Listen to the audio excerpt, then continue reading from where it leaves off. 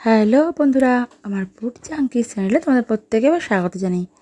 আশা করি আমার সকল বন্ধুরা ভালো আছো এবং সুস্থ আছো আর আমার চ্যানেলের সাথে আছো। আজকে আমি আবার হাজির হয়েছি তোমাদের জন্য একটা একদম নতুন ধরনের রেসিপি নিয়ে, চিকেন রেসিপি। তো চলো আমি ঝটপট বানিয়ে ফেলি, তোমরাও ঝটপট দেখে নাও আমি কীভাবে বানালাম।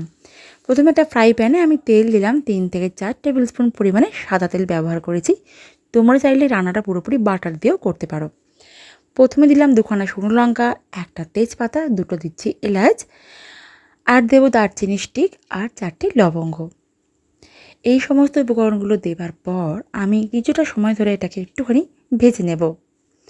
তারপর আমি এর মধ্যে অ্যাড করে দেব 1 টেবিল স্পুন পরিমাণে রসুন কুচি। এর মধ্যেই আমি দিয়ে দিচ্ছি 1 টেবিল স্পুন পরিমাণে আদা কুচি। এই উপকরণগুলো দেবার পর আমি একটু সামান্য পরিমাণে নাড়াচাড়া করে এটাকে একটু ফ্রাই করে নেব। এখানে কোনো মশলাই খুব বেশি ভাজতে হবে না, সামান্য একটু রসুনের গন্ধ, কাঁচা যে গন্ধটা সেটা চলে যাওয়া অবধি একটু ফ্রাই করে নিলেই হবে। এটা এখানে ভাজা আমার হয়ে গেছে। এবার আমি এখানে অ্যাড করে দেবো পেঁয়াজ কুচি। এবার পেঁয়াজটা দেওয়ার পর আমি এই মশলাগুলো উপকরণগুলো সহকারে একসাথে ভালো করে একটু ফ্রাই করে নেব। এখানে কিন্তু পেঁয়াজটা আমি গোল্ডেন কালারও করব না বা বেরেস্তার মতো করেও ভাজবো না। তো এখানে পেঁয়াজটা যতটুকু ভাজার প্রয়োজন আমার হয়ে গেছে। এবার আমি এই পর্যায়ে এখানে অ্যাড করে দিচ্ছি 1 টেবিল স্পুন পরিমাণে কাঁচা লঙ্কা কুচি। ঝালের পরিমাণটা তোমরা তোমাদের স্বাদ অনুযায়ী বাড়িয়ে বা কমিয়ে নিও। এখানে কাঁচা লঙ্কাটা দেওয়ার পরও আমি একটু সময় ধরে এটাকে ভেজে নিচ্ছি। এবার এই পর্যায়ে এখানে আমি অ্যাড করে দিচ্ছি ক্যাপসিকাম। আমি একটা গোটা ক্যাপসিকামের অর্ধেকটা এখানে ব্যবহার করেছি। ক্যাপসিকামটা আমি লম্বা লম্বা করে কেটে নিয়েছি, তোমরা চাইলে এটা চৌকো চৌকো করেও কাটতে পারো। ক্যাপসিকামটা দেওয়ার পর আমি ভালোভাবে এটাও একটু ভেজে নেব। আমি এখানে আগেও বলেছি যে সমস্ত মশলা এবং উপকরণ এখানে খুবই সামান্য পরিমাণে ভাজতে হবে। এখানে কোনো মশলাই খুব বেশি ভাজা যাবে না। তো ক্যাপসিকামটাও এখানে আমার ভাজা প্রায় কমপ্লিট। এখানে এই পর্যায়ে আমি অ্যাড করে দিচ্ছি টমেটো কুচি। আমি এখানে একটা গোটা টমেটো কুচিয়ে নিয়েছি। টমেটোটা দেওয়ার পর টমেটোটা একটু সফট হওয়া পর্যন্ত আমি নাড়াচাড়া করছি আর এটাকে হালকা হাতে আমি ভেজে নিচ্ছি। একটু সময় নিয়ে মিডিয়াম টু লো হিটে রেখে এই সময় আমি এটাকে ভালোভাবে ভেজে নিলাম। আর টমেটো যেহেতু নরম হতে একটু সময় লাগে, তাই একটু সময় ধরে টমেটোটাকে ভালোভাবে ভাজতে থাকলাম। তো দেখতেই পাচ্ছ এখানে টমেটো আমার ধীরে ধীরে ভালোভাবেই নরম হয়ে এসেছে। এখানে আমার ভাজা সমস্ত উপকরণ একদম কমপ্লিট। এই পর্যায়ে আমি এখানে অ্যাড করছি কারি পাতা। এটা পুরোপুরি অপশনাল। যদি তোমরা কেউ কারি পাতা পছন্দ না করো তাহলে এটা স্কিপ করতে পারো।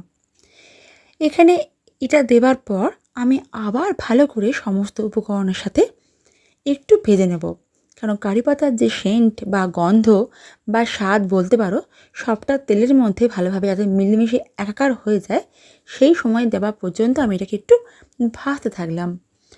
সমস্ত উপকরণ এখানে আমার খুব ভালোভাবেই ভাজা হয়ে গেছে, তোমরা দেখতেই পাচ্ছ। এইবার এই পর্যায়ে এখানে আমি অ্যাড করে দেব চিকেনের পিসগুলো। আমি এখানে বোনলেস চিকেন নিয়েছি। চিকেনের পরিমাণটা আছে 500 গ্রাম। আমি এটা নিজের ইচ্ছে অনুযায়ী পিস করে নিয়েছি। তোমরা চাইলে এখানে উইথ বোন চিকেনও ব্যবহার করতে পারো। চিকেনটা দেওয়ার পর আমি মশলাগুলোর সাথে একটু কিছুটা সময় ধরে ভালো করে কষিয়ে নিচ্ছি। যেহেতু চিকেনের নিজস্ব একটা জল অটোমেটিক্যালি বেরিয়ে আসে, তো সেই সময়টা পর্যন্ত আমি এটাকে ভালোভাবে কষিয়ে নিলাম। তোমরা দেখতেই পাচ্ছ সমস্ত উপকরণের সাথে আমার চিকেনটা ভালোভাবে ভাজা এবং কষিয়ে নেওয়া প্রায় হয়েই গেছে। এবার আমি এই পর্যায়ে এখানে ব্যবহার করে নেব কিছু শুকনো উপকরণ। যেমন প্রথমে দিলাম স্বাদ অনুযায়ী নুন। নুনটা দেওয়ার পর ভালোভাবে মাংসটাকে আমি আবার নাড়াচাড়া করে ভেজে নিচ্ছি। চিকেনে ফার্স্টে নুনটা দেওয়ার পর একটু সময় ধরে ভেজে নেব। তারপরে একে একে আমি শুকনো উপকরণগুলো এখানে অ্যাড করে দেব। বেশ কিছুটা সময় নিয়ে চিকেনটা আমি ভালো করে ভেজে নিয়েছি।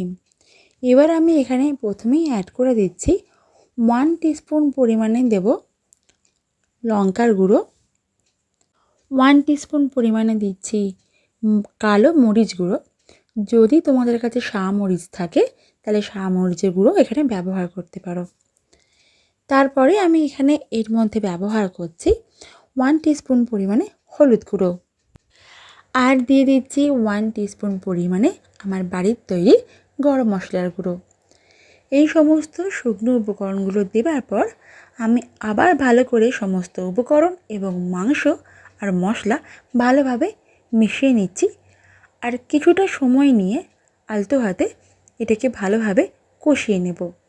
এই সময় আমি হিটটা মিডিয়াম টু লোতেই রাখবো। যেহেতু এখানে শুকনো মশলা ব্যবহার করেছি তাই এটা পুড়ে যাওয়ার সম্ভাবনা আছে। দেখতেই পাচ্ছ বন্ধুরা, আমি বেশ কিছুটা সময় ধরে আলতো হাতে ভালোভাবে সমস্ত উপকরণ সহকারে মাংসটা কষিয়ে নিয়েছি।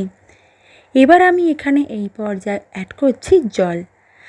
আমি এখানে টোটাল হাফ কাপ পরিমাণে জল ব্যবহার করেছি। জলটা দেওয়ার পরে আমি ভালোভাবে সমস্তটাকে জলের সাথে মিশিয়ে নিচ্ছি। আর এইভাবে এই পর্যায়ে আমি এবার এটাকে হাই হিটে রাখবো আর ঢাকনা দিয়ে মাংসটা আমি রান্না হতে দেব। 3 থেকে 4 মিনিট পরেই আমি ফিরে আসছি বন্ধুরা। 4 মিনিট আমার হয়ে গেছে। আমি এবার ঢাকনাটা খুলে নেব। ঢাকনাটা খোলার পরে আমি এটা আবার ভালো করে একটু সময় নিয়ে ওপর নিচে করে মিশিয়ে নিচ্ছি। এখানে এই পর্যায়ে চিকেনটা আমার খুব ভালোভাবে নরম হয়ে গেছে। এবার আমি এখানে অ্যাড করে দেব হাফ কাপ পরিমাণে চিজ। আজকের রান্নায় এটাই হচ্ছে একটা অন্যতম ইনগ্রিডিয়েন্টস। আমরা মাংস অনেকেই ভালোবাসি আর অনেকেই আমরা অনেক রকমভাবে রান্না করে থাকি, কিন্তু একদম চটপট চটজলদি একটা রেসিপি, তাতেও আবার জিভের স্বাদ বদল আনতে এইটা একবার ট্রাই করো বন্ধুরা। আশা করি তোমাদের সকলের খুবই ভালো লাগবে। চিজটা ভালোভাবে একটু সময় ধরে মিশিয়ে নিলাম। এবার কিন্তু আমি এই পর্যায়ে এটাকে আবার ঢাকনা চাপা দেব আর হাই হিটেই রেখে এটাকে রান্না হতে দেব 2 থেকে 3 মিনিট মতন। 3 মিনিট পরে আমি আবার ফিরে এসেছি। এবার ঢাকনা খুলে সমস্ত উপকরণ এই চিজ সহকারে মাংসটাকে ভালো করে আবার ওপর নিচে করে মিশিয়ে নেব। চিজ এমন একটা জিনিস আমাদের সকলেরই প্রায় খুবই পছন্দ, বিশেষ করে ছোটদের। আর সেটা যদি এইভাবে রান্নায় স্বাদ বদল আনে আর চিকেনের সাথে এইভাবে যদি চিজি চিকেন আমরা বানিয়ে নিতে পারি তাহলে তো কোনো কথাই নেই। এটা রুটি, rice, fried rice, plain rice, naan, paratha সব কিছুর সাথে জাস্ট জমে যাবে। তো এখানে লাস্ট আমি অ্যাড করছি মধু। আমি মধু এখানে টোটাল দিয়েছি 1 টেবিল স্পুন পরিমাণে। তোমাদের যদি হাতের সামনে মধু না থাকে তাহলে তোমরা এখানে চিনিরও ব্যবহার করতে পারো। মধুটা দেওয়ার পরে সঙ্গে সঙ্গে কিন্তু আমি এখানে হিটটা অফ করে দিলাম, কারণ মধুটা আমি কোনোভাবেই ফুটন্ত অবস্থায় ব্যবহার করব না, তাহলে কিন্তু মধুর টেস্ট এবং মধুর যে গুণাগুণ দুটোই নষ্ট হয়ে যাবে। তো বন্ধুরা, তোমরা দেখতেই পেলে আজকের রেসিপিটা আমি কীভাবে বানালাম। তাহলে তোমরা প্রত্যেক ঝটপট বানিয়ে ফেলো আর আমাকে ঝটপট জানিয়ে দাও তোমাদের কেমন লেগেছে। আমার রান্নাটা ভালো লেগে থাকলে তোমরা প্লিজ আমাকে লাইক করো, শেয়ার, কমেন্ট করে আমাকে অনেক অনেক অনেক অনেক উৎসাহিত করো। আর আমাকে তোমরাই জানিয়ে দাও কমেন্ট করে যে আজকের আমার এই দুর্দান্ত চিকেন রেসিপিটা কী নাম দেওয়া যায়। তাহলে তোমরা প্রত্যেকে ট্রাই করো আর আমাকে কমেন্ট করো, আর আমি আবার ফিরবো তোমাদের জন্য নেক্সট অন্য কোনো রেসিপি নিয়ে। তোমরা জানাতে ভুলো না তোমরা আমার কাছ থেকে কী কী ধরনের রেসিপি দেখতে চাও। আমার আজকের রান্নাটা দেখার জন্য অসংখ্য ধন্যবাদ বন্ধুরা। আমার চ্যানেলে সকল সাবস্ক্রাইব ফ্রেন্ডের জন্য অসংখ্য ভালোবাসা। আর আমার চ্যানেলে যারা নতুন ভিজিট করেছো প্লিজ আমাকে সাবস্ক্রাইব করে যাও, বেল আইকনটা হিট করে দাও আমার আপলোড করা আগামী নোটিফিকেশন তোমাদের কাছে আগে পৌঁছে যাওয়ার জন্য। তোমরা সকলে ভালো থেকো বন্ধুরা, সুস্থ থেকো আর আমার চ্যানেলের সাথে থাকো। নতুন নতুন রান্না দেখতে থাকো, করতে থাকো এবং খাওয়াতে থাকো। আজকের মতো টাটা বন্ধুরা।